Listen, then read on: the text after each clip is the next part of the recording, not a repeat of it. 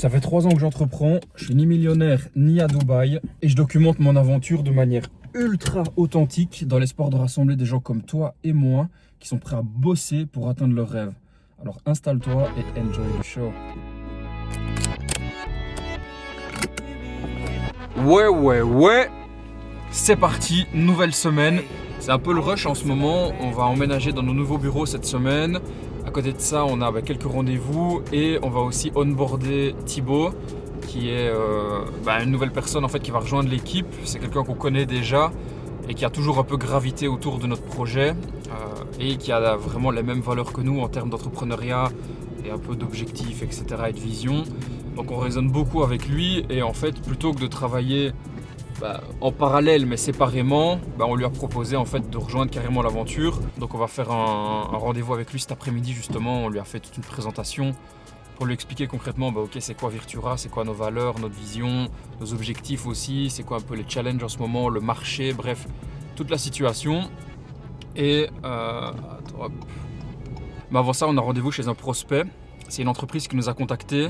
C'est un cabinet de conseil stratégique et fun fact, ils sont basés au 7e étage d'un parking en centre-ville. Ouais.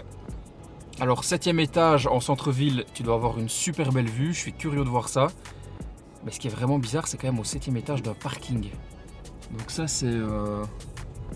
Je suis très curieux de voir ça surtout, ouais. Donc allez, c'est parti.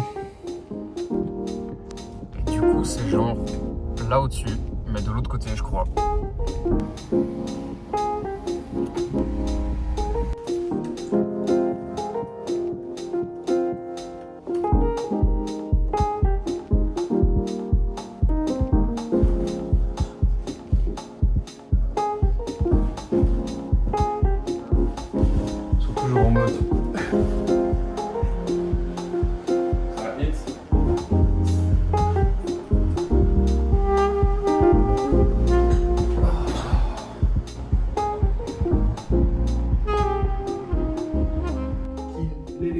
Qui est notre offre, rapidement, une fois qu'il y a l'offre, il sait que la prochaine étape c'est l'audit avec déjà des propositions de date et c'est ce que je mets en fait, il doit toujours savoir l'étape d'après et ça doit aller vite et c'est ça qui fait toute la différence dans le process de vente parce que des fois on va en entreprise, tu vois pendant une semaine il n'y avait rien, on voit l'offre un peu, maintenant c'est plus le cas, on vient en entreprise, tu as le mail dans l'après-midi d'un petit récap des prochaines étapes, si on dit qu'on t'envoie le devis, on attend 1 ou 2 jours, voilà l'offre, si elle vous plaît, le premier audit peut être fait mi-août, mâche-toi, toujours l'étape d'après et rapidité du... Et toujours planifier le prochain rendez-vous s'il y a un prochain rendez-vous, tu vois, et pas dire ok, on se dit quoi, putain c'est le bordel.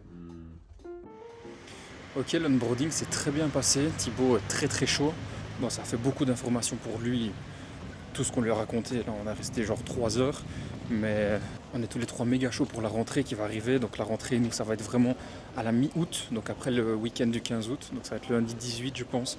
On a vraiment hâte, ça va être une dinguerie, on a préparé des trucs de ouf. Et je pense que la dynamique à 3, elle va faire du bien aussi. Donc ça, on va enfin emménager dans nos bureaux demain, on a eu la confirmation. Donc j'ai vraiment hâte parce qu'on est resté du coup tout le mois de juillet à la maison chez nous. Tu vois, c'est vraiment mood, on était en slip à taffer sur notre ordinateur du matin au soir et à rien faire. C'était bien pendant 2 semaines, mais à partir du moment où on en a un peu ras-le-bol, moi j'ai quand même besoin de voir du monde, je suis quand même quelqu'un de social, donc voir du monde, être entouré de personnes qui taffent aussi, pour justement pouvoir se motiver les uns les autres, se tirer vers le haut. Ça je trouve ça super important et donc j'espère vraiment que le bureau va apporter cette dynamique, j'en suis assez convaincu. Maintenant le bureau il n'est pas encore totalement opérationnel, les propriétaires nous l'ont laissé 1 mois plus tôt que prévu, parce que le bâtiment il est en travaux pour le moment. Et vu qu'on est au dernier étage, c'est le premier étage qui a été finalisé, mais en gros c'est utilisable, mais c'est pas encore totalement fonctionnel. Je sais bien qu'ils doivent changer quelques trucs, notamment l'éclairage, quelques tables, etc. Mais bref, on verra tout ça demain, donc let's go, on se voit demain pour la réception du bureau. Yeah, nobody gonna tell it like it is. Cause nobody gonna tell it like it is. So I'll be showing them the way. Living by example, put my life on display. Put me in the game, watch them make a play. Live a life for the day, sun shining through the gray. Ay, so I'll be showing them the way. Living by example, put my life on display. Put Put me in the game, watch them make a play. Live a life for the day, sun shining through the gray. What you say? I'm steaming out the pot. Got my brother standing next to me. I'll pass my boys the rock. Put some diamonds in the ring. Petite salle. Ok. Il faut changer, il marche cela, mais la lumière n'est pas agréable. Donc c'est prévu de changer. Incroyable le logo. Avec une petite armoire de rangement. Put some diamonds in the ring, add some numbers to the stock. Let it pop, go and show 'em what you got. Never stop, never ate. What you say? I'm steaming out the pot. Got my brother standing next to me. I'll pass my boys the rock. Put some diamonds in the chain, add some numbers to the flock. Let it pop. T'as un peu trop mangé à midi.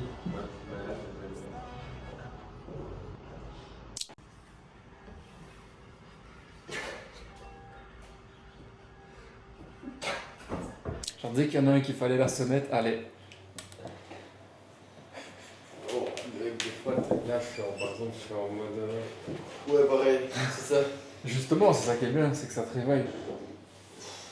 Oui, justement, une fois que je suis en mode vraiment en flow sur le truc dans lequel je suis concentré, ça Quoi me Ouais, c'est des excuses.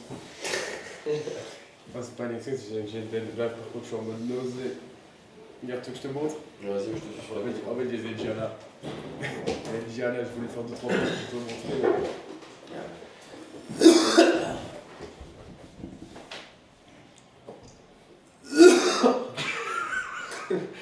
Tu es en train de vomir. Petite sonnette. Emergency push-up. Alors, faut l'implémenter dans tout le bat, tu vois. Genre, t'as un bouton dans le cowork à un endroit. Tout le monde doit s'arrêter et faire des cons. Push-up.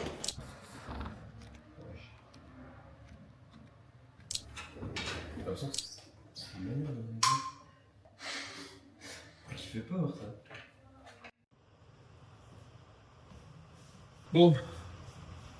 En 3 ans, on a bossé dans 4 lieux différents. À la base, le projet, il est né quand on était toujours à l'UNIF. Et donc, on travaillait soit chez nous, dans notre chambre, soit pendant les cours, à la bibli, etc. Mais on n'avait pas vraiment de lieu fixe, donc c'était un peu en freestyle. Après ça, on a rejoint le Venture Lab, donc c'était un incubateur de start-up ici à Liège. Et là, on a commencé à avoir accès à la Grand Poste, qui est un espace de coworking super moderne, super design. Et là-bas, le gros avantage, c'est que tu rencontres plein de gens. Et ce qui est trop bien, quand tu es au début d'un projet et que tu vas dans un environnement où il y a plein de gens qui ont aussi des expériences et des connaissances bien spécifiques, mais tu les rencontres, ces gens-là. C'est une communauté aussi, un cowork. Et donc, rien que quand tu vas chercher un café, tu vas toujours bien croiser quelqu'un. Et tu vas discuter avec les personnes. Et je peux te dire que sur 2 années, forcément, à la fin, tu finis par connaître à peu près tout le monde. Tu sais à peu près ce que tout le monde fait, etc. Donc ça, la première chose, les gros avantages d'un cowork, c'est ça, c'est que tu fais énormément de rencontres. Et c'est toujours des rencontres quand même assez intéressantes, surtout, je te l'ai dit, au début du projet. Nous, grâce à ça, on a rencontré énormément de personnes qui nous ont vraiment aidés à nous développer. Aujourd'hui, j'ai 26 ans et j'ai déjà un bon réseau d'entrepreneurs dans la région qui ont à peu près mon âge. Et l'avantage, c'est que ces personnes-là, vu que j'ai créé un lien solide avec eux, que maintenant c'est même des amis, on va rester proches pendant des années. Eux, comme moi, on sera arrivés très loin dans nos projets. Et donc justement, avoir des potes comme ça, qui eux seront avec chacun leur expertise, ça te fait un réseau qui a une putain d'influence. Et ça, c'est vraiment trop bien, c'est super important. Donc la Grand Poste, un espace de coworking, pour ça, c'est vraiment une dinguerie. Par contre, c'est à double tranchant en fait. C'est-à-dire que tu es dans un espace public, un peu bruyant. Tu peux avoir au plein milieu de l'espace de cowork un groupe de personnes qui parlent à voix haute ou qui commencent à rire, etc. Tu vois. Pas vraiment de règles, tout le monde est entre adultes, il n'y a pas un prof qui te dit qu'il faut se taire. Et donc ça, parfois, tu peux être distrait. Parfois, il y a des événements aussi dans la Grand Poste, il y a des zones de l'espace, enfin dans un cowork, il y a des zones de l'espace qui sont privatisées par des entreprises, et donc forcément, ils font du bruit. Ça peut être des team building, des conférences, des workshops, tout ça peut te distraire. Mais tu peux aussi rencontrer ces personnes-là et refaire du réseau. Tu vois, donc il y a vraiment dans les deux sens. Mais globalement, travailler dans un espace de cowork quand tu lances ou quand tu es dans les premières années de ton projet, c'est incroyable. Parce que tu fais du réseau, tu as d'une certaine manière des bureaux qui sont souvent bien équipés, bien fournis, il y a café, tout ça, bref, il y a tout. Tu rencontres des gens et tout ça, c'est quand même très positif et surtout, ça t'élève et c'est très porteur comme environnement. Aujourd'hui, on est dans des bureaux privés. Et pourquoi est-ce qu'on a quitté en fait cet espace de coworking ? Parce que déjà, premièrement, on a quitté l'incubateur le Venture Lab. Donc on n'en fait plus partie, c'est terminé, l'accompagnement est arrivé à sa fin. Et du coup, on a aussi quitté la Grand Poste parce qu'on voulait avoir aussi nos bureaux, parce qu'on n'arrivait plus vraiment à avoir des journées très productives à la Grand Poste, de par le fait qu'on croisait quand même beaucoup de monde et qu'on n'avait pas un endroit fixe dans le coworking. Et donc le Venture Lab, ils viennent d'acheter un bâtiment qu'ils sont en train de rénover et c'est ici qu'on est en train de louer nos bureaux. On vient à peine d'arriver, ça fait même pas une semaine, ça fait quelques jours. On est assez bien et puis l'avantage c'est qu'on est vraiment chez nous, on a accès ici 24/7. Du coup je vais te faire une petite visite. Bon du coup premier truc, ici t'as un ascenseur et alors pour le coup il n'y a pas de lumière dans cette partie. Je pensais qu'il y en avait mais l'interrupteur fonctionne pas, bref. Quand tu sors de l'ascenseur, nous on est au dernier étage, c'est le 3e étage dans le bâtiment. Tu as un petit salon comme ça, chill, pour accueillir un peu les gens. Pour le moment, c'est pas encore méga décoré, mais ça va arriver. Et en fait, ici, tu arrives direct dans notre bureau. Mais donc, tu vois qu'il n'y a pas de porte. Tu vois? Genre là, il manque clairement une porte, quoi. Mais bon, elle va venir. Et comme tu as vu sur les images, à la base, ça ressemblait pas trop à ça. On s'est vraiment approprié l'espace. On a mis 3 grosses tables. Et donc là, on se sent vraiment bien. Là, c'est mon bureau. C'est ici que je bosse. Là-bas, c'est celui d'Eliott. Et là, c'est celui de Thibaut. Bref, on a une armoire, etc. Là, c'est la sortie escalier. On a un tableau. C'est toujours incroyable de pouvoir noter pas mal de trucs sur le tableau. Et alors, on a une autre pièce aussi, qui est juste ici. Là, il y a une porte pour le coup. Et c'est une pièce, en fait, qu'on va utiliser un peu pour tout ce qui est des réunions, etc. Tu vois. Donc, genre, tous les lundis matins, on fait des réunions. Oh, c'est stylé, ça. Faut pas que je fasse tomber la caméra, par contre. Ouais. Tous les lundis matins, on fait des réunions, en fait, tous les 3, où on détermine les objectifs de la semaine, qu'est-ce qui a été fait aussi la semaine dernière, qu'est-ce qui n'a pas été fait, pourquoi, essayer d'en tirer aussi un peu les conclusions, quels sont aussi bien les objectifs que les priorités de la semaine à venir. Alors cette salle-ci, tu vois, il va y avoir une table qui va venir, tableau qui est là, on va le taper au mur, et à terme, à mon avis, on mettra peut-être un écran aussi pour pouvoir projeter, ça c'est quand même pas mal. On est vraiment au début, il n'y a encore rien du tout. Mais c'est ça qui est trop cool aussi, c'est de pouvoir justement construire et un peu repartir de zéro, mais où c'est vraiment à toi, quoi, tu vois. Enfin, on loue, mais ça, c'est quand même cool. Je suis vraiment accro à cette boisson. J'ai vu sur Yuka, tu vois, c'est une application où tu scannes les QR codes, où tu scannes les codes barres pour voir à quel point il y a, à quel point c'est bon ou mauvais pour la santé. Je crois cette canette-là, elle a un score de 30%, un truc comme ça. Et il y a carrément des composants qui sont cancérigènes, qui sont mauvais pour la reproduction, etc. C'est genre vraiment pas ouf. Putain, mais je peux pas m'en passer. Mais il va falloir que je réduise. Le café, c'est bien. Bref, l'idée, voilà. On est ici, dans notre bureau. L'idée, c'est donc de grind pendant 6 à 8 mois. De se focaliser à mort sur le boulot, d'essayer de close un max de clients, d'avoir aussi un maximum de cash qui rentre, parce que forcément avec un bureau comme ça, on n'a pas trop de frais, on est 3, on se verse pas un très gros salaire, et donc justement, on peut mettre énormément de cash sur le côté pour investir en fait vers le printemps 2026, où là l'idée ce serait peut-être d'acheter directement un appartement ou une petite maison dans le centre-ville, dans le ou laquelle on va justement poser nos bureaux de manière un peu plus définitive. Ou en tout cas pour les années à venir, ça c'est clair. Avoir vraiment notre endroit, notre adresse postale, etc. dans le centre-ville. Voilà, comme ça tu sais tout. J'aimerais bien te parler d'un dernier sujet avant de clôturer cette vidéo. Je vais rentrer chez moi et je vais t'en parler dans la voiture. Mais c'est un sujet qui me tient vraiment à cœur ces temps-ci et que j'ai fort envie de partager avec toi.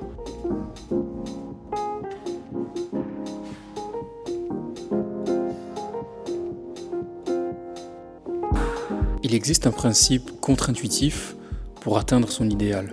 On a tendance à croire que ça va dans le sens have, do, be, donc qu'il faut avoir pour pouvoir faire et ensuite être. Si je te donne un exemple, on a tendance à croire qu'il nous faut de l'argent pour pouvoir faire des activités bien particulières, pour pouvoir être une certaine personne à succès, etc. Et donc tu associes que pour être une personne à succès, tu dois faire ces choses-là. Et donc, pour faire ces choses-là, tu as besoin d'argent. Mais c'est pas vrai, en fait. Ça va dans l'autre sens. Ça va dans l'autre sens. Ça va dans le sens be, do, have. Et donc, pour continuer, si je te donne le même exemple, plutôt que de croire qu'il faut avoir de l'argent pour faire des activités, pour être une certaine personne au final, tu vas dans l'autre sens.